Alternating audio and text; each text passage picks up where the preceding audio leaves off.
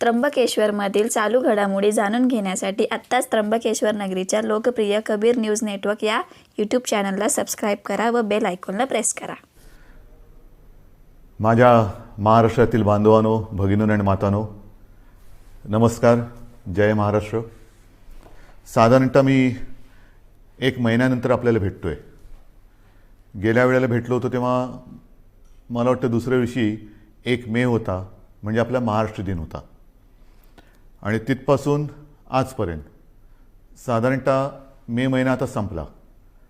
1 महिना झालेला आहे. 1 महिन्यामध्ये नेमके आपण कुठे आहोत, आपण काय केलेलं आहे, पुढे काय करायला पाहिजे, ही संपूर्ण माहिती देणं मला असं वाटतं हे माझं कर्तव्य आहे. आणि नाहीतरी आपलं नातं आता एक वेगळं निर्माण झालेलंच आहे. पहिल्या प्रथम मी आपल्याला सर्वांना खरोखर मनापासून धन्यवाद देतो आहे. कारण 1.5 वर्ष अत्यंत अवघड असलेली गोष्ट आपण जिद्दीने आणि निश्चयाने पाळत आहात, ती म्हणजे स्वतःवरती काही बंधनं. आणि त्या बंधनाचा परिणाम आपल्याला अनुभवायला येतो आहे. पुढे काही बोलण्याच्या आधी नक्कीच एक 8-10 दिवसापूर्वी जे एक वादळ, आता ही वादळाची नावं कोण ठेवतं, कसं ठेवतं, काही वेळेला त्याचे उच्चार कसे करायचे, हा सुद्धा एक मोठा प्रश्न असतो. पण ते वादळ हे आपल्या किनारपट्टीला स्पर्श करून गेलं. असं म्हटलं जातं की गेल्या काही दशकातलं सगळ्यात भीषण असं ते चक्रीवादळ होतं. आपण त्या मानाने सुदैवी ठरलो की आपल्याला ते स्पर्शून गेलं. पण गुजरातला मात्र पूर्ण ताकदीनिशी ते धडकलं.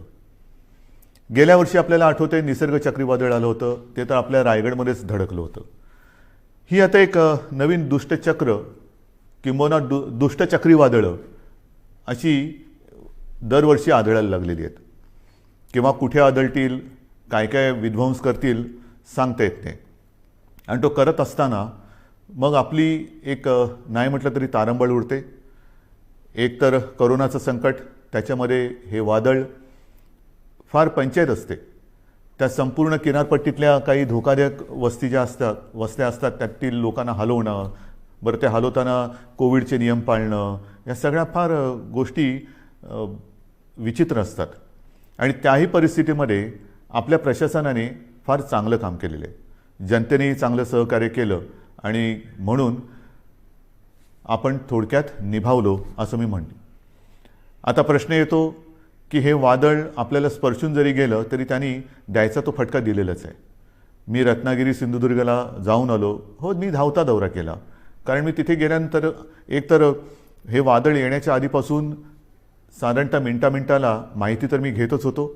वादळ धडकल्यानंतर सुद्धा ते किती प्रमाणात कुठे काय काय धडकलं, म्हणजे त्याचा जोर जेव्हा आपल्याकडे स्पर्शून जाताना होता, वाऱ्याचा वेग किती आहे, काय किती आहे, हे सगळं मी पूर्ण लक्ष ठेवून होतोच. आणि मग तिथे जाऊन बघितल्यानंतर नुकसान किती झाले ह्याची कल्पना आली. घरावरती झाडं पडलेली आहेत, म्हणजे पडली होती. त्याच्यानंतर काही ठिकाणी वीज पुरवठा खंडित झाला होता. मग आता नुकसान भरपाईची एक गरज असते. ती नुकसान भरपाईची सुद्धा आपण घोषणा केलेली आहे. आणि घोषणा नुसती नाही तर प्रत्यक्ष द्यायला आता ती सुरुवातसुद्धा होणार आहे. महत्त्वाचा मुद्दा असतो ह्याच्यामध्ये तो निकषांचा. मधल्या काळामध्ये माननीय पंतप्रधानांसमोर जी एक बैठक झाली होती, त्या बैठकीत मी सांगितलं होतं की अशा या आपत्त्या येतात. आपत्ती मागून आपत्ती कधीतरी येते, पण कधी अशी आपत्ती आली, हे चक्रीवादळ आलं, मग पूर येतो, अतिवृष्टी होते, दुष्काळ असतो, तेव्हा केंद्राचे काही निकष आहेत, ज्याला NDRF आणि SDRFच्या निकषाप्रमाणे मदत हे एक परिमाण मानलं जातं. मी त्याही वेळेला विनंती केली होती आणि आता पुन्हा करतोय की ते जे परिमाण आहे, निकष आहेत, ते आता बदलायला पाहिजेत. कारण आता ते थोडे अपुरे पडायला लागलेले आहेत. आता ते निकष काही जरी असले तरी आपण मात्र याही वेळेला कोकणवासियांना आणि जे कोणी त्याच्यामध्ये, म्हणजे अगदी पालघरपासून जिथे जिथे हे नुकसान ज्यांचं झालेलं आहे, त्यांना गेल्या वेळेला वादळात जे निकष लावले, ते निसर्ग वादळाचे निकष, त्याच्याप्रमाणेच आपण मदत जाहीर केलेली आहे आणि तशीच ती मदत त्यांना आपण देऊ. हा झाला मुद्दा संकट आल्यानंतर करण्याच्या मदतीचा. पण आता ही संकट जर का वारंवार येणार असतील आणि असं दिसतंय, मग त्याला बदलतं हवामान म्हणा किंवा अन्य काही गोष्टी म्हणा, तर ही वादळं जर का आपल्याकडे दरवर्षी आपल्याला त्रास देणार असतीलच आणि तशी ती देत आहेत म्हटल्यानंतर काही ठिकाणी मात्र ह्या किनारपट्टीवरती कायमस्वरूपी काही उपाययोजना करण्याची गरज आहे. मग ही कायमस्वरूपी उपाययोजनामध्ये काय काय येतं, तर धूप प्रतिबंधक बंधारे आहेत की जेणेकरून लाटा आदळणार नाहीत. मग त्या परिसरामध्ये वीज पुरवठा खंडित होतो, कारण विजेचे खांबच्या खांब उन्मळून पडतात, झाडं उन्मळून पडतात, कधी तारांवरती झाडं पडतात आणि मग तारांबळ उडते आपली. तर अशा वेळेला भूमिगत तारा म्हणजे ज्या वीज वाहक तारा असतात, वायरी असतात, त्या भूमिगत करणं, त्याला आता प्राधान्य देतो आहोत. नंतर भूकंपरोधक घरं काही ठिकाणी करावी लागतील. नंतर आपल्याला ह्या ज्या काही वस्त्या अचानक काही ठिकाणी हलवाव्या लागतात, ही बांधकामंसुद्धा कधी चांगली असतील कधी नसतील, तर पक्के निवारे हे बांधण्याची गरज आहे. पक्के निवारे, कारण काही होऊ शकतं. अशा वेळेला ह्या ज्या काही कायमस्वरूपी सोयी सुविधा आपल्याला करायच्या आहेत त्याच्याबद्दल आपण सुरुवात तर केलेली आहे, पण त्याही बाबतीत केंद्र सरकारशी आपण बोलतो आहोत आणि मला खात्री आहे की केंद्र सरकार लवकरच आपल्याला या बाबतीत नक्की मदत करेल. ही झाली गोष्ट ह्या चक्रीवादळाची, तोतेच ना त्या वादळाची. मग आपला जो मुद्दा आहे तो साहजिकच आहे. 1-1.5 वर्ष जी लढाई चालली ती कोरोना. या कोरोनाच्या लढाईमध्ये आपण आत्तापर्यंत काय काय केलेलं आहे हे पहिल्यांदा आपल्याला सांगतो. आपण ज्या काही घोषणा केल्या होत्या की कोणाला काय काय देणार, तर साधारणतः आपण कुठे आहोत, काय दिलेलं आत्तापर्यंत, तर अन्न सुरक्षा योजनेमध्ये जवळपास 2,74,000 मेट्रिक टन धान्याचे मोफत वितरण आपण केलेलं आहे. शिवभोजन थाळीमध्ये सुद्धा 54-55 लाख थाळ्या यांचं मोफत वितरण आत्तापर्यंत आपण केलेलं आहे. संजय गांधी निराधार, श्रावणबाळ, वृद्धापकाळ वेतन, विधवा निवृत्ती वेतन, दिव्यांग निवृत्ती यामध्ये जवळपास 850 कोटी कोटी रुपये लाभार्थ्यांच्या बँक खात्यामध्ये थेट जमा झालेले आहेत. 850 कोटी रुपये लाभार्थ्यांच्या खात्यात जमा झालेले आहेत. त्याच्यानंतर नोंदणीकृत बांधकाम कामगारांसाठी साधारणतः हे कामगार 10 लाखाच्या आसपास आहेत. त्यांना आपण 154 कोटी 95 लाख रुपयांचा निधी थेट त्यांच्या बँक खात्यात आपण जमा केलेला आहे. घरेलू कामगारांसाठी सुद्धा 34,42,000 रुपयांचा निधी हा जमा झालेला आहे त्यांच्या खात्यात. फेरीवाल्यांसाठी सुद्धा जवळपास ते अजून चालू आहे, ह्या सगळ्या गोष्टी अजून चालू आहेत. हे आत्तापर्यंत काय केले हे मी तुम्हाला सांगतोय. फेरीवाल्यांसाठी साधारणतः 52 कोटी रुपयांचा निधी आत्तापर्यंत आपण दिलेला आहे. आदिवासींसुद्धा आपण आत्तापर्यंत साधारणतः काही लाख रुपयांचा निधी त्यांच्या खात्यामध्ये जमा केलेला आहे, अजून तो चालू आहे. जिल्हाधिकारी यांना मी सुरुवातीलाच सांगितलं होतं की या काळामध्ये आपण 3300 म्हणजे 3,300 कोटी रुपयांचा निधी ह्या कोविड काळासाठी आपण त्यांच्यासाठी मंजूर केला होता, पण प्रत्यक्षात मात्र आत्तापर्यंत 3,865 कोटींचा निधी त्यांना आपण उपलब्ध करून दिलेला आहे. तर ह्या सगळ्या गोष्टी आपण ह्या संकटामध्ये सुद्धा न डगमगता पुढे करत चाललेलो आहोत की जेणेकरून आपलं राज्य, आपला महाराष्ट्र हा सुरक्षित राहायला पाहिजे आणि त्याचबरोबरीने त्याची आबाळसुद्धा होता कामा नये, गोरगरिबांची आबाळ होता कामा नये.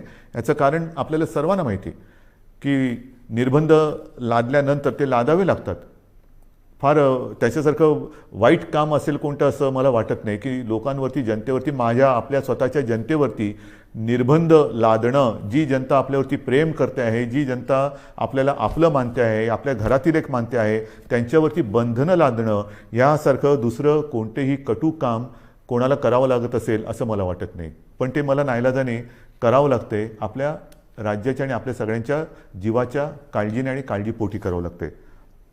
बरं, आता ही त्याची तुम्हाला माहिती दिल्यानंतर साधारणतः आता काही जण असं म्हणत आहेत की आता लाट आहे ती खाली यायला लागलेली आहे, मग आता काय करणार, ही निर्बंध उठवणार का? तर याचीसुद्धा मला एक तुम्हाला माहिती देण्याची आवश्यकता वाटते की नेमकं आपण कुठे आहोत. एक गोष्ट नक्की की गेल्या वेळेला मी आपल्याशी बोललो होतो त्याच्यात आणि आत्तामध्ये खूप फरक पडलेला आहे, नक्कीच पडलेला आहे. म्हणजे जर आपण पाहिलं तर आत्ता साधारणतः आजची म्हणजे 30 मे आजची जी परिस्थिती आहे त्याच्यात आपल्याकडे आज 18,000च्या आसपास रुग्णसंख्या आहे सापडलेली. मात्र अजूनही जी रुग्णसंख्या आहे ती एक 2-5 दिवसापूर्वीचा जर का आकडा पाहिला तर गेल्या लाटेमध्ये जी एक सर्वोच्च, ज्याला आपण पीक म्हणतो, ती जी संख्या होती तिच्या बरोबरीत आहे. आता थोडीशी कमी होते आणि आपल्याला कल्पना आहे की त्यावेळेला जे शिखर आपण गाठलं होतं ते सणासुदीच्या नंतर गाठलं होतं. ह्यावेळेचं शिखर हे सणासुदीच्या आधी आलेलं आहे. म्हणजे सर्वोच्च म्हणजे जो उच्चांक आहे त्याची सुद्धा तुम्हाला एक तुलनात्मक मी हे सांगणारच आहे. परंतु आत्ता जर बघितलं तर साधारणतः 17 ते 19 सप्टेंबर 2020च्या सुमारास आपल्या राज्यामध्ये 24,886 रुग्ण होते त्या एका दिवसात सापडणारे. आता 26 मेची जर का आकडेवारी पाहिली तर त्या 26 मेला म्हणजे 4 दिवसापूर्वी साधारणतः 24,752 एवढे रुग्ण आपल्याला आत्ता 4 दिवसापूर्वी आढळलेले आहेत. हे 4 दिवसापूर्वीची गोष्ट आहे. आज साधारणतः ती 18,000पर्यंत आलेली आहे. अजून आता नवीन व्यवस्थित आकडे येतील. म्हणजेच काय की अजूनही आपण म्हणावं तेवढं खाली आलेलो नाही. गेल्या वेळेला जे एक सर्वोच्च जे पीक ज्याला म्हणतो आपण जे गाठलं होतं आणि ते खालून वरती आलं होतं, यावेळेला ही जी संख्या आहे ती वरून खाली आलेली आहे. म्हणजे तीही आकडेवारी माझ्याकडे असणार, मी तुम्हाला देतो ती पण आकडेवारी. एक गोष्ट दिलासादायक नक्कीच आहे. बरं, त्याच्या आधी सक्रिय रुग्णसुद्धा सांगतो. सक्रिय रुग्ण त्या काळामध्ये साधारणतः 3,01,752 होते. 26 मेला आपल्याकडे सक्रिय रुग्ण 3,15,042 आहेत. म्हणजे बरोबरीमध्ये आत्ता आपण आलेलो आहोत गेल्या वेळेच्या उच्चांकावरती. एक मात्र मी जे सांगतो तुम्हाला दिलासादायक गोष्ट ती नक्कीच आहे की रुग्ण बरं होण्याचं जे प्रमाण आहे ते त्यावेळेला 78% होतं, यावेळेला या दिवसांमध्ये 92% आहे. म्हणजे ही नक्कीच दिलासा देणारी ही गोष्ट आहे. मृत्यूदरसुद्धा गेल्या वेळेला साधारणतः 2.65% होता, यावेळेला 1.62%. म्हणजे ही एक थोडीशी चांगली वाईट जी काय गोष्ट आहे ती तुम्हाला मी आपल्यासमोर मांडलेली आहे. एक गोष्ट लक्षात ठेवा, पुन्हा एकदा सांगतो की रुग्णसंख्या जरी कमी होत चाललेली असली तरी देखील गेल्या वेळेला सर्वोच्च जी रुग्णसंख्या होती तिच्या बरोबरीत आत्ता आपण आलेलो आहोत. त्यावेळेनंतर आपण काही काळ अजूनही तेव्हा कडक लॉकडाऊन केला होता, हा ठेवलेला होता.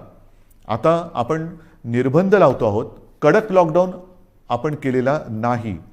पण हे मी तुम्हाला सांगत असताना जशी ही रुग्णसंख्या काही ठिकाणी किंवा बऱ्याच ठिकाणी कमी होत चाललेली असली तरी देखील महाराष्ट्रामध्ये मात्र काही जिल्हे असे आहेत की त्या जिल्ह्यांमध्ये काही कारणं असतील, निर्बंध थोडेसे शिथिल असतील, थोडंसं एक मोकळीक लोक जास्त घेत असतील, काही जिल्ह्यात रुग्णसंख्या हलकीशी वाढताना दिसते आणि ती मला थोडीशी काळजीची गोष्ट वाटते. कारण शहरी भागामध्ये हे प्रमाण कमी होताना दिसतंय, ग्रामीण भागामध्ये हे प्रमाण हलकं वाढताना दिसतंय. हे प्रमाण आता आपल्याला ताबडतोब थांबवावं लागेल. ह्याचं कारण असं की आपण जो एक अनुमान आहे आपल्याकडे की तिसरी लाट येऊ शकते, मग तिसरी लाट कोणात येणार, कोणावर लहान मुलांमध्ये येणार का, आणखीन कुठे येणार का, तर तिसरी लाट ही अशी काय तारीख सांगून येणार नाही आहे. किती दिवसांनी येणार हे सुद्धा अनुमान आपल्याकडे नाही. हे संपूर्णपणे आपल्या वागणुकीवरती अवलंबून असणार आहे. व्हायरस तर आजही आहे. एक मुळामध्ये महत्त्वाचा फरक आणखीन लक्षात घेण्यासारखा आहे की गेल्या वेळेला जी लाट आली होती त्या लाटेतला व्हायरस आणि ह्या लाटेतला व्हायरस ह्याच्यामध्ये एक फरक पडलेला आहे. आपल्याला सर्वांना कल्पना आहे की आपल्याकडे म्युटेशन झालेलं आहे, म्हणजे त्या विषाणूंनी आणखीन एक अवतार घेतलेला आहे. आणि आता हा नवीन अवतारधारी विषाणू जो आहे त्यांनी अन्य काही देशांसमोर प्रश्नचिन्ह उभं केलेलं आहे की हिंदुस्थानातून आलेली लोक हे व्हायरस तर घेऊन येत नाहीत ना. कारण हा जो व्हायरस आहे तो फार वेगाने पसरतो, झपाट्याने ग्रासून टाकतोय. म्हणजे संसर्गित करण्याचा जो वेग आहे तो गेल्या विषाणूपेक्षा प्रचंड आहे, काही पटींमध्ये. तो पटकन पसरतोय, वेगाने पसरतोय, झपाट्याने पसरतोय. आणि एकदा का ग्रासलं तर आणखीन एक गोष्ट थोडीशी या काळामध्ये लक्षात आलेली ती म्हणजे झपाट्याने तो ग्रासून टाकतोय, मात्र बरं व्हायला किंवा रुग्णाला बरं व्हायला उशीर लागतोय. ऑक्सिजनची आवश्यकता ही यावेळेला नक्कीच वाढली, कारण संख्या वाढली होती. जशी ऑक्सिजनची आवश्यकता वाढली त्याचप्रमाणे ऑक्सिजनची आवश्यकता नुसतीच वाढली नाही, तर ऑक्सिजनची आवश्यकता काही काळ म्हणजे दीर्घकाळ लागली. एखाद्या रुग्णाला ऑक्सिजनची आवश्यकता लागलीच तर काही जण सुदैवी आहेत ते पटकन त्यातनं निघाले बाहेर, पण काही जण हे ज्याला आपण लॉंग कोविड म्हणतो ते रुग्ण ह्यावेळेच्या लाटेमध्ये थोडे प्रमाणात गेल्या वेळेपेक्षा जास्त आढळत आहेत. तर ही एक नाही म्हटलं तरी तुम्हाला मी वस्तुस्थिती सांगितली की गेल्या वेळेची लाट आणि यावेळेची लाट. आता तिसरी लाट त्याच्याबद्दल मी तुम्हाला नंतर सांगणारच आहे. पण ह्या निमित्ताने आता मध्ये हा जो काही उतार आलेला आहे त्या उतारामध्ये आपल्याला गेल्या वेळेला असं वाटलं होतं की किती वाढले, हां ठीक आहे दिवसाला 24,000 सापडले होते ना, त्याच्यापेक्षा पण कितीतरी आपण बेड्स वाढवलेले आहेत. त्या बेडची पण संख्या माझ्याकडे आहे, मी तीही तुम्हाला तेव्हा सांगितली होती की साधारणतः आता टेस्ट करणाऱ्या ज्या प्रयोगशाळा आहेत ह्या अगदी सुरुवातीला 2-1 होत्या, ह्याही तुम्हाला माहिती आहेत. आता सुमारे 600च्या आसपास आपण प्रयोगशाळा संपूर्ण राज्यात, मग RT-PCR आहेत, रॅट आहेत, आणखीनही काही किट नवीन नवीन बाजारात येत आहेत, ही सगळी केंद्र किंवा प्रयोगशाळा पण चालू केलेल्या आहेत. ICU बेड्स वाढवलेले आहेत, ऑक्सिजन बेड्स वाढवलेले आहेत. साधारणतः गेल्या वेळेला 3,60,000 होते ते आता 4-4.5 लाखापर्यंत एकूण बेड्स गेलेले आहेत. हे जरी सगळं करत असलो तरी एका गोष्टीची आपल्याला फार आवश्यकता आहे आणि ती जेव्हा आता यावेळेला जाणवली ती म्हणजे ऑक्सिजन. मला अजूनही ते दिवस आठवले का घाम फुटतो. ऑक्सिजन आता काही तासापुरताच राहिलेला आहे, ऑक्सिजन केवळ आज रात्रीपुरताच राहिलेला आहे. अशी जेव्हा फोन हॉस्पिटलमधनं किंवा जिल्ह्यातनं येत होते तेव्हा संपूर्ण आपल्या प्रशासकीय यंत्रणेचे धाबे दणाणत होते. करायचं काय हा मोठा प्रश्न होता. ह्याचं कारण तुम्हाला सर्वांना मी मागेही सांगितलेलं आहे की आपल्या राज्यात ऑक्सिजन निर्मितीची क्षमता ही साधारणतः 1200 मेट्रिक टन आहे, 1200 ते 1250. आता आणखीन त्याच्यामध्ये काही जणांनी जसं काही साखर कारखान्याने ऑक्सिजन निर्मिती सुरू केलेली आहे, काही हॉस्पिटलमध्ये PSA प्लांट लागलेले आहेत, असे सगळे मिळून एक 1250 होतं तर 1300पर्यंत गेलेलो असू. पण प्रत्यक्ष आपल्याला यावेळेला ऑक्सिजनची आवश्यकता लागली ती 1700 मेट्रिक टन दर दिवसाला. म्हणजे आपण निर्मिती करत होतो 1200, त्याच्यामध्ये 500 अधिक लागले. बरं, या 1200मध्ये आपण उद्योगाचा ऑक्सिजन, ज्या उद्योगाला ऑक्सिजनची आवश्यकता लागते तो ऑक्सिजन पूर्ण बंद करून संपूर्ण ऑक्सिजन आरोग्यासाठी आणि या रुग्णांसाठी वापरला, तोही कमी पडला. आणि मग मात्र जी काय आपली तारंबळ उडाली होती की जामनगरमधनं मागो, भिलईतून मागो, रूरकेलामधून मागो, म्हणजे काही शेकडो ते काही हजारो किलोमीटर अंतरावरून आपल्याला ऑक्सिजन आणावा लागत होता. आजही तो आपण आणतो आहोत तसं पाहिलं तर. आणि आपल्याला कल्पना आहे, आपण बातम्यात पाहिलं असणार की इथून रिकामे टँकर्स हे केंद्राच्या मदतीने एअरलिफ्ट करून ते जे ऑक्सिजन प्लांट बाहेरच्या राज्यात आहेत तिथे नेत होतो आणि ते भरल्यानंतर मात्र आपल्याला ते रस्त्याने किंवा ट्रेनने आणावं लागत होते. ही संपूर्ण जी काय यातायात होती हे कशी आपण निभावून नेली ती त्या सगळ्या प्रशासकीय यंत्रणेचं एक कौतुक करावं लागेल. ऑक्सिजन ऑडिट करून ऑक्सिजनची गळती म्हणजे अतिरिक्त ऑक्सिजन जिकडे वापरला जात होता त्याच्यावरती निर्बंध आणले. हे सगळं फार तारेवरची कसरत होती. आणि मग माझ्या मनामध्ये आहे ते हेच आहे की जर का आत्ताचा जो अवतार बदललेला विषाणू आहे तो अजूनही पूर्ण त्याला आपण काबूत आणलेलं नाही. गेल्या वेळेच्या उच्चांकाच्या बरोबरीने आज आपली रुग्णसंख्या आहे. यावेळेला तो जर का सुटला आणि काही पटीत आलेली लाट होती, म्हणजे यावेळेला साधारणतः तुम्हाला कल्पना आहे 66-67 हजार रुग्ण हे दर दिवशी आढळत होते. म्हणजे गेल्या वेळेला 24,000 होते, यावेळेला 66-67 हजार दर दिवशी रुग्ण आपल्याला आढळत होते, पॉझिटिव्ह रुग्ण आपल्याला सापडत होते. हा आता विषाणू जर का सुटला आणि पुन्हा तशा ह्याच्यात तिसरी लाट आली तर बाकी सगळं बेड्स वगैरे आपण वाढू, डॉक्टरची कमतरता ही तशीच असणार आहे. ऑक्सिजनची कमतरता पडली तर मग मात्र आपल्याला फार कठीण जाणार आहे. त्याच्यामुळे ह्या काही गोष्टी ह्या आपल्याला लक्षात घेऊन पुढची पावलं ही खूप सावधतेने टाकावी लागणार आहेत. बरं, हे कमी पडते की काय म्हणून ते आता नवीन आलेलं आहे म्युकॉरमायकोसिस, काळी फंगस. ही काळी जादू माहिती होती, काळी विद्या माहिती होती, आता काळी फंगस आलेली आहे, म्हणजे बुरशीसुद्धा, काळी बुरशी म्युकॉरमायकोसिस. आता हा सुद्धा जो प्रकार आहे त्याच्यावरती सुद्धा साधारणतः आपल्या राज्यात 3-1 हजार रुग्ण त्याचे आहेत. ही काही साथ नाही आहे, पण त्याची कारणं ही सुद्धा आपल्या लक्षात आलेली आहे. आपल्या टास्क फोर्समध्ये त्यातले सुद्धा तज्ज्ञ डॉक्टर, मी गेल्या वेळेला सांगितलं आपल्या ठाण्याचे आशिष भूमकर, डॉक्टर आशिष भूमकर, त्यांचा समावेश केलेला आहे. असे त्या विषयातले तज्ज्ञ डॉक्टर आपण वेळोवेळी या टास्क फोर्समध्ये घेतो आहोत, त्यांचं मार्गदर्शन घेतो आहोत आणि उपाययोजना, उपचार पद्धती कशी असायला पाहिजे, कशामुळे म्युकॉरमायकोसिस होतो. तर एक जे कारण त्यांनी सांगितलं ते म्हणजे साधारणतः या कोविडच्या काळात, म्हणजे ज्याला कोविड होतो, करोना होतो, त्या रुग्णामध्ये साखरेचं प्रमाण वाढतं. हा करोनाचा एक कदाचित साईड इफेक्ट असेल. आणि साखरेचं प्रमाण वाढलं असताना जर जास्त प्रमाणात आणि जास्त काळासाठी स्टिरॉइड दिलं गेलं तर मात्र म्युकॉर तर हवेमध्ये आहे, ही फंगस तर हवेमध्ये आहे, तर त्याच्यामध्ये आपल्या रक्तात जे फ्री आयन तयार होतं ते त्याला आकर्षित करतं आणि तिथून म्युकॉरमायकोसिसला सुरुवात होते. मग हे एक कारण त्यांनी सांगितलं. आणखीन काही कारण आहे का, आणखीन काय करू शकतो, तर ह्या सगळ्या गोष्टी आपण डॉक्टरना सांगतो आहोत. याच्यामध्ये आणखीन एक गोष्ट नव्याने आपण केलेली आहे, ती म्हणजे नवीन एक संकल्पना मी मांडली आणि तिला ते यश येते. माझा डॉक्टर. माझा डॉक्टर म्हणजे काय, आपल्याला सर्वांना माहिती आहे की आपल्या कुटुंबाला एक फॅमिली डॉक्टर असतो.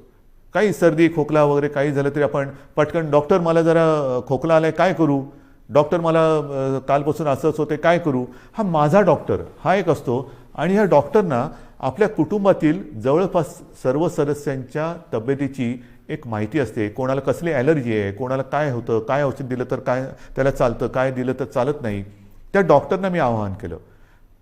जवळपास काही हजार डॉक्टर, म्हणजे सगळे जर का पकडले तर लाखाच्या आसपास डॉक्टर्स, त्यांच्याशी जसा मी आपल्याशी संवाद साधतोय तसा संवाद त्यांच्याबरोबर साधला आपल्या सोबतच्या तज्ज्ञ डॉक्टरांना घेऊन.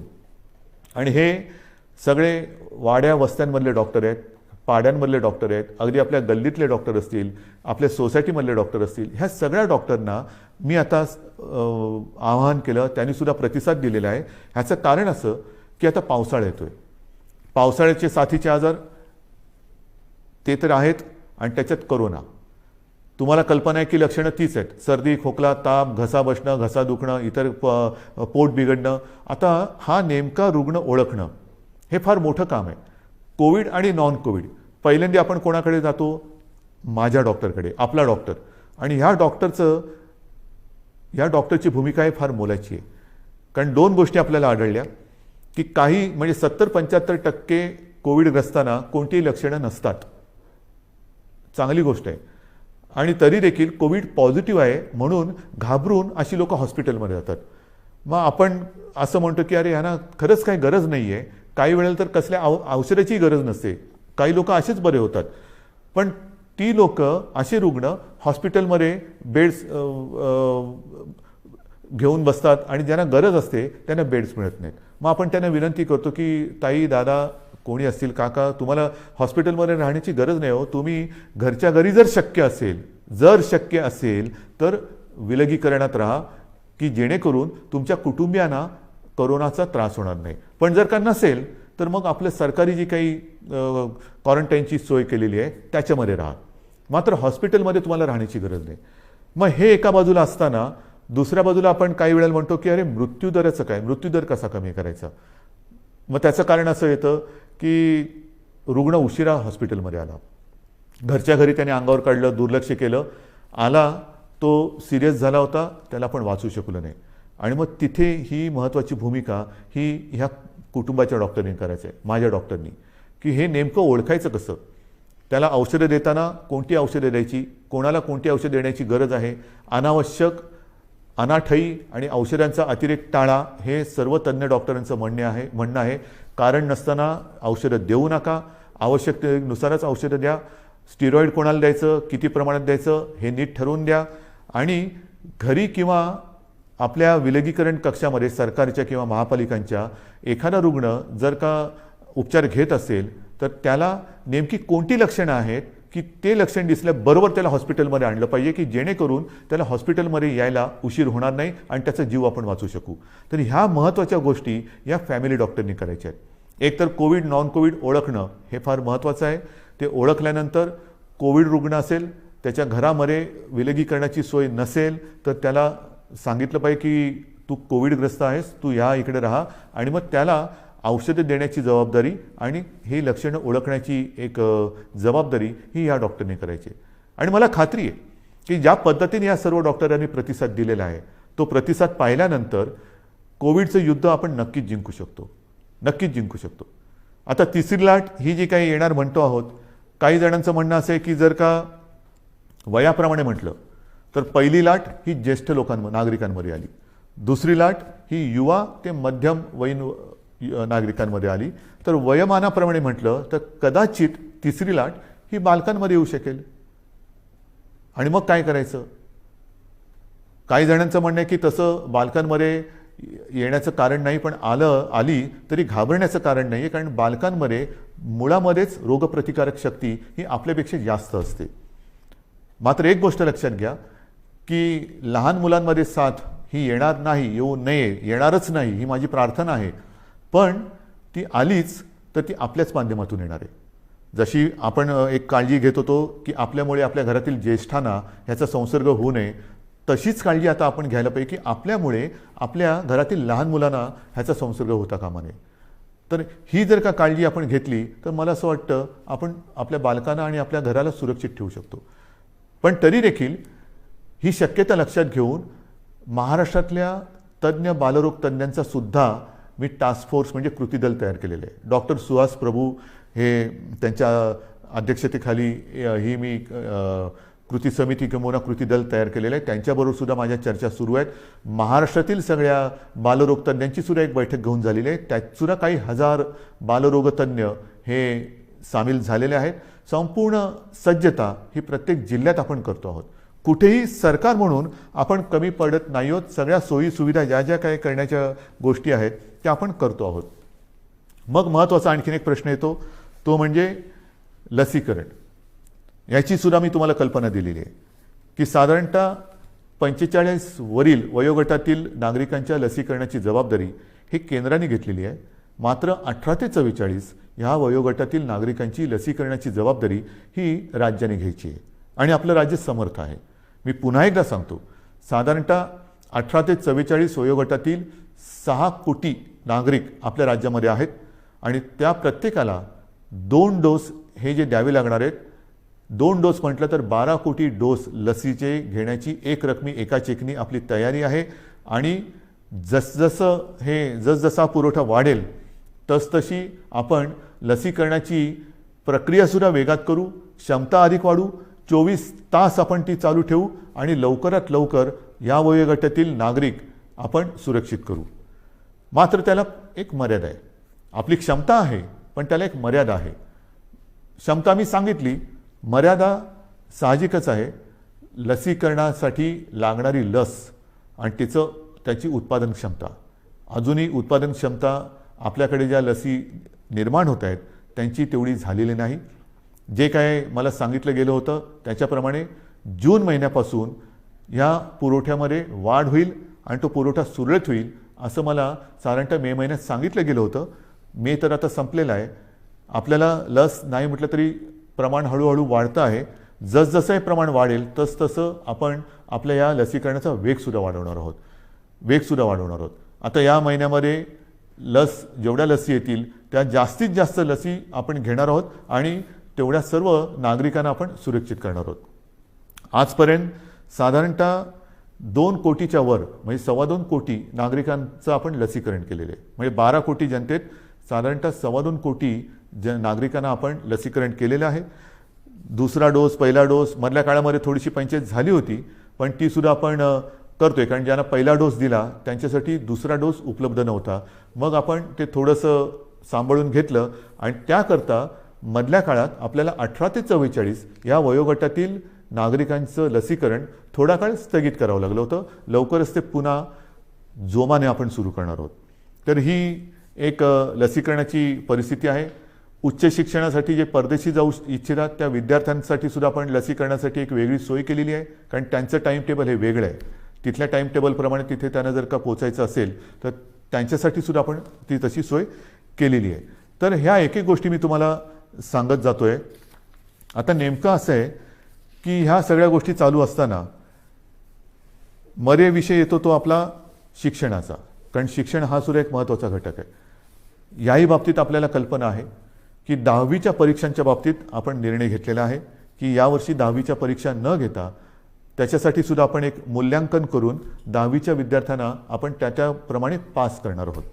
10वीचा तर निर्णय घेतला, 12वीचं काय करणार? कारण 12वीचा सुद्धा निर्णय घ्यावा लागेल. तर 12वीच्या बाबतीत सुद्धा आपण एक आढावा घेतो आहोत. त्याच्या बाबतीत सुद्धा एक पद्धत काय ठरवता येईल ती सुद्धा आपण ठरवून लवकरात लवकर हाही निर्णय आपण घेणार आहोत. पण मला एक गोष्ट अशी वाटते की जशी 12वीची परीक्षा आहे की ज्या 12वीच्या परीक्षेवरती पुढचं शिक्षण अवलंबून असतं, मग नीटची परीक्षा असेल, इंजिनिअरिंगची असेल, आणखीन कसली असेल, इतर राज्यात जाऊन शिकण्याची वेळ येते, तर त्याकरता थोडं एक केंद्राने सुद्धा धोरण ठरवायला पाहिजे. ही परिस्थिती संपूर्ण देश नव्हे जग ग्रासून टाकणारी ही परिस्थिती आहे. 100 वर्षापूर्वी अशी परिस्थिती आली होती आणि त्याच्यानंतर ही परिस्थिती जिला आपण तोंड देत आहोत. तर ज्या परीक्षांचं महत्त्व इतर पुढच्या आयुष्यावरती परिणाम करणारं आहे, भवितव्य त्याच्यावरती अवलंबून आहे.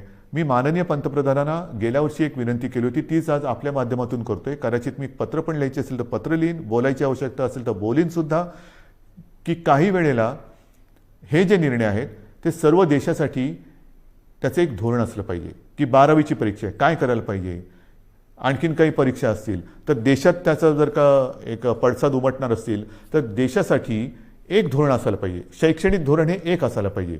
हा निर्णय हा केंद्राने एक घ्यायला पाहिजे. केंद्राने एक थोडंसं आम्हाला मार्गदर्शन करायला पाहिजे. 10वीचा निर्णय आम्ही घेतला, 12वीचं पण आम्ही घेणार आहोत, पण तो निर्णय देशभर सारखा पाहिजे. नाहीतर एखाद्या राज्यामध्ये समजा ही परिस्थिती आटोक्यात असली तर तिकडे परीक्षा होते, एखाद्या राज्यामध्ये परिस्थिती आटोक्याच्या बाहेर असेल तर परीक्षा होणार नाही. विद्यार्थ्यांचं नेमकं भवितव्य काय, तर त्याच्यात सुद्धा एक समानता असली पाहिजे. ठीक आहे, काही वेळेला राज्यांच्या परिस्थितीनुसार जसं मी तुम्हाला सांगितलं की आज सुद्धा आपल्या राज्यामध्ये काही जिल्ह्यामध्ये परिस्थिती कोविडची आपण काबूत आणलेली आहे, काही मात्र ठिकाणी थोडीशी अजूनही वाढते आहे. असं काही राज्यांमध्ये आहे. काही राज्यांची परिस्थिती चांगली आहे, काही राज्यांमध्ये अजूनही वाढते, काही राज्य तशी स्थिर आहेत. तर धोरण मात्र एक असायला पाहिजे. आणि मी माननीय पंतप्रधानांना एकदा पुन्हा विनंती करणार आहे. पण त्याचबरोबरीने या गोष्टी ज्या आपण बघतो आहोत की साधारणतः लाटांमागून लाटा येत आहेत, मग काय करायचं. ऑफिसच्या बाबतीत जसं मी म्हटलं की वर्क फ्रॉम होम, तसंच शिक्षणाच्या बाबतीत सुद्धा काही क्रांतिकारक निर्णय आपल्याला घेण्याची गरज आहे. की काय करता येईल, अजूनही हे नेटवर्किंग कसं करता येईल, केबलिंग कसं करता येईल, की मुलांना सुद्धा जर का हा लॉकडाऊन किंवा कोविड अजून काही महिने काही काळ चालला, आपल्याला असं वाटलं होतं की 2020 हे वर्ष कोविडग्रस्त म्हणून होईल आणि 21मध्ये सगळी दारं उघडतील, तर झालं भलतंच. 20पेक्षा अधिक मोठ्या प्रमाणात ही लाट आली आणि ती लाट आल्यानंतर सणासुदीला अजून सुरुवात व्हायची, त्याच्या आधी ही मोठी लाट आली. पुढे कसं जायचं हा एक प्रश्न आहे. तो प्रश्न सोडवताना शिक्षणाचा प्रश्न कसा सोडवायचा, शिक्षण चालू राहिलं पाहिजे. तर त्याच्यासाठी शिक्षणामध्ये सुद्धा काही क्रांतिकारक निर्णय घेण्याची आवश्यकता आहे आणि त्याही बाबतीमध्ये आपण निर्णय घेत आहोत, काही योजना तयार करतो आहोत. वर्क फ्रॉम होमसारखं शिक्षण कसं करता येईल, ऑनलाईन काय करता येईल का, ह्या सगळ्या गोष्टी आपण बघतो आहोत की जेणेकरून आपल्याला त्याच्यात त्रास होणार नाही. जसं मी तुम्हाला सांगितलं की तिसऱ्या लाटेची तयारी करताना मी गेल्या महिन्यामध्ये काही उद्योगपतींची बैठक घेतली होती, याही आठवड्यात मी घेणार आहे. की लॉकडाऊनसारखी परिस्थिती निर्माण झाली तरी देखील अर्थचक्र फिरलं पाहिजे आणि अर्थचक्र फिरण्यासाठी उद्योगधंद्यांनी काय करायला पाहिजे, कामगारांची व्यवस्था कशी केली पाहिजे, ह्या जशा काही गोष्टी करायच्या आहेत तशाच काही गोष्टी आपल्याला शिक्षणासाठी सुद्धा कराव्या लागणार आहेत. आणि ह्या सगळ्या गोष्टी करत असताना आपल्याला सर्व काही हळूवारपणाने पूर्वपदावरती आणावंच लागेल. एक एक एक एक गोष्ट नाही तर प्रत्येक वेळेला कोरोना वाढला की लॉकडाऊन करा, कोरोना कमी झाला की कुलूप उघडा, म्हणजे मला फक्त तेवढंच एक चावीवाल्याची भूमिका करावी लागली. अशी एकदा चावी फिरवा, अशी एकदा चावी फिरवा, हे काय काम आवडणारं काम नाही आहे. आपल्याला कोविडसोबत राहायचं नाही तर कोविडवरती मात करायची आहे. आणि म्हणून मला असं वाटतं की काही गोष्टी ह्या आता आपल्याला जाणीवपूर्वक कराव्या लागतील. मधल्या काळामध्ये एक थोडीशी शिथिलता आणण्याचा आपण प्रयत्न केला. ती शिथिलता, त्याचे दुष्परिणाम ते सुद्धा आपण बघितलेले आहेत. आणि मग काही गोष्टी ह्या आपल्याला अंगीकाराव्याच लागतील. ज्या 3 गोष्टी सातत्याने सांगतो, मास्क वापरा, हात धुवा, अंतर ठेवा, त्याबरोबरीने आपल्याला काही मोहिमा, जसं माझे कुटुंब माझी जबाबदारी, ही मोहीम आपण राबवली, यशस्वीपणाने राबवली, त्याचाही चांगला परिणाम आपल्याला मिळाला. आता पुढे काय करायचं, मला असं वाटतं जर का आपण ठरवलं, आणि आपण ठरवू शकतो, हे जे काही आपण नियंत्रण आजसुद्धा दुसऱ्या लाटेवरती आपण आणलेलं आहे. आज सर्वत्र देशात आणि परदेशात सुद्धा महाराष्ट्राचं कौतुक होते, महाराष्ट्र सरकारचं कौतुक होते. पण हे कौतुक केवळ सरकारचं नाही तर आपलं आहे, मायबाप जनतेचं आहे. सरकार काय करणार, सरकार नियम लावेल, सरकार बंधनं टाकेल, पण जनतेने जर का सहकार्य नाही केलं तर कोणतेही सरकार यशस्वी होऊ शकत नाही. तर आत्ताचं हे नियंत्रण आहे, आत्ताचं जे काही नाही म्हटलं तरी आपण, मी यश अजून म्हणत नाही पण नियंत्रणच म्हणू, हे संपूर्णपणे आपलं श्रेय आहे, माझ्या माता भगिनींचं आणि बांधवांचं श्रेय आहे. आपण सहकार्य केलं नसतं तर कोविडचा लढा आज दुसऱ्या वेळेला आपण काबूत आणू शकलो नसतो. अजून तो संपलेला नाही, पण मला खात्री आहे तुम्ही जिद्दी आहात, तुम्ही लढवई आहात. तुम्ही एकदा जर का मनात आणलं तर ते तुम्ही करू शकता. आणि म्हणून मी तुम्हाला एक गोष्ट आणखीन सांगणार आहे की जसं माझे कुटुंब माझी जबाबदारी आपण एक मोहीम राबवली, मी जबाबदारी मोहीम राबवली, तसं जर का प्रत्येकाने ठरवलं, कारण मी आपल्याला बोललोच की आता शहरी भाग आणि ग्रामीण भागामध्ये ही लाट वाढते. थोडं लाट म्हणजे थोडीशी रुग्ण वाढ होते. शहरांमध्ये आता नाही म्हटलं तरी बऱ्यापैकी नियंत्रणात आहे, पण शहरं काय आणि गाव काय, प्रत्येकाने जर का ठरवलं की मी माझं गाव करोनामुक्त करीन, करोनामुक्त गाव आपण नाही करू शकत. करोनामुक्त गाव जर प्रत्येक नागरिकाने जर ठरवलं की माझं घर मी करोनामुक्त ठेवीन, माझं घर करोनामुक्त, सगळ्यांनी ठरवलं माझं घर करोनामुक्त, तर ती वस्ती करोनामुक्त झाली. सर्व वस्त्यांनी जर ठरवलं की आपण करोनामुक्त राहायचं, गाव करोनामुक्त झालं.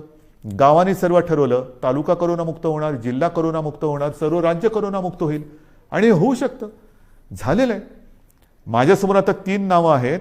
एक तर आपल्याला सर्वांना कल्पना आहे, आपले पोपटराव पवार, हिवरे बाजार, त्यांनी त्यांचं गाव करोनामुक्त केलेलं आहे. त्याचबरोबरीने 2 तरुण मुलं आहेत, मला कौतुक आहे त्यांचं, नवीन सरपंच आहेत.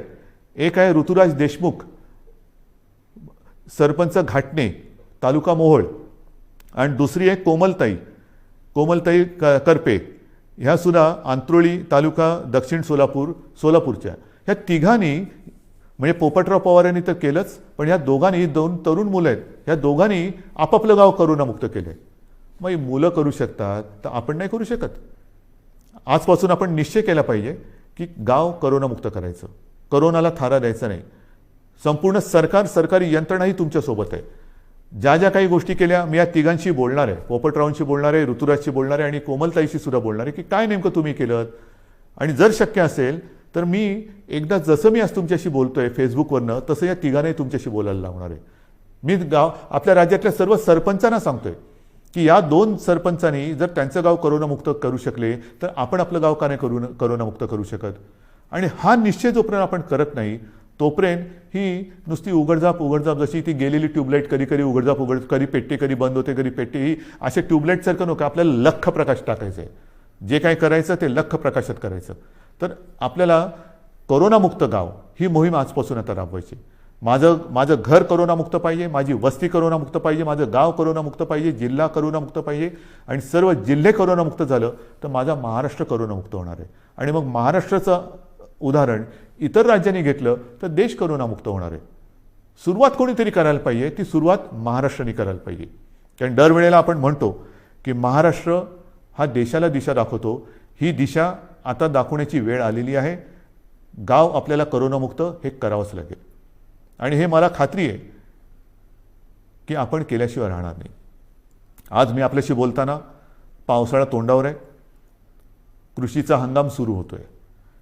हंगाम सुरू होतं म्हटल्यानंतर मला तमाम शेतकरी दादांना सांगायचं आहे की गेल्याही वर्षी महाराष्ट्राच्या अर्थव्यवस्थेला तुम्ही मोठा हातभार लावलेला आहात.